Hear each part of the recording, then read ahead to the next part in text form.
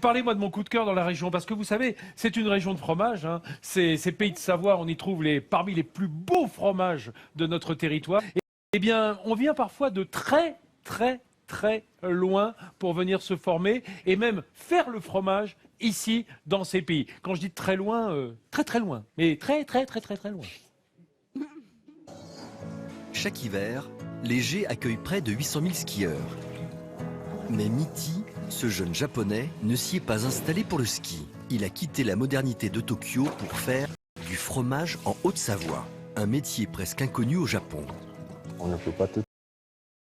Il y a la montagne, moins de gens, mais il y a des vaches. Et les vaches. À Kyoto, on ne trouve pas non plus de cave d'affinage. C'est ici que reposent les fromages d'appellation de Mitty. Et ici, c'est la cave d'affinage de fromage, bien sûr. Et ici, entre autres, l'abondance. Là, il y a des jeunes et puis affinés. Le Beaufort, l'Abondance, la raclette, tous ces fromages emblématiques de la région n'ont plus aucun secret pour lui. Il se permet même d'y apposer sa petite touche nippone. Un truc, c'est que je marque de temps en temps la date de fabrication japonais ou des choses comme ça. À part ça. Un Japonais venu faire des fromages savoyards au G, le parcours est pour le moins atypique. Et si son arrivée en 2007 en a étonné plus d'un, aujourd'hui, plus personne ne peut douter de sa passion. Tu t'es très bien intégré tout de suite, parce que bon, il y avait aussi les visites que tu n'avais jamais fait. Parler devant des personnes, c'est pas facile. Et puis maintenant, ça roule, quoi.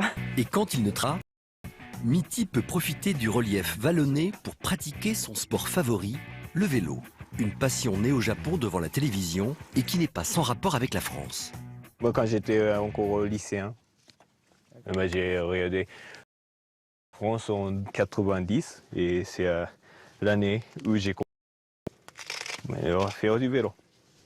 Ce rêve de gosse de grimper les sommets de mon vélo, Mitty peut maintenant le réaliser quand il le souhaite. Avec en toile de fond le panorama mythique sur la chaîne du Mont Blanc, de quoi bien se ressourcer après une longue matinée de travail.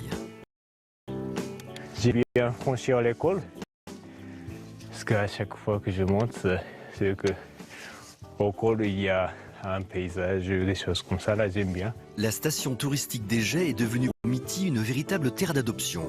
Sa passion pour le métier de fromager l'a ancré dans ce terroir authentique pour toujours.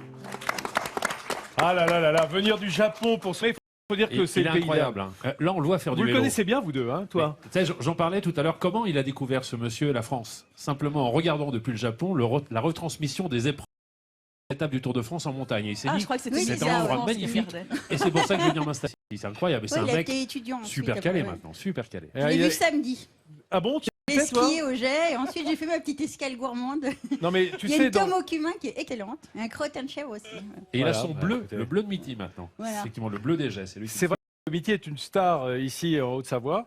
Et il faut dire aussi que beaucoup de sont venus se former à la fromagerie française. Et vous savez, les Japonais, ils sont très précis, très soucieux de tradition. Et donc, quand on est fromager japonais, c'est généralement les fromages d'appellation. Ils remportent chez eux. Et ce qu'ils font ici, c'est que de l'excellence, comme le reblochon qu'on a mis dans notre recette. Un japonais en cuisine, t'as pas de sushi?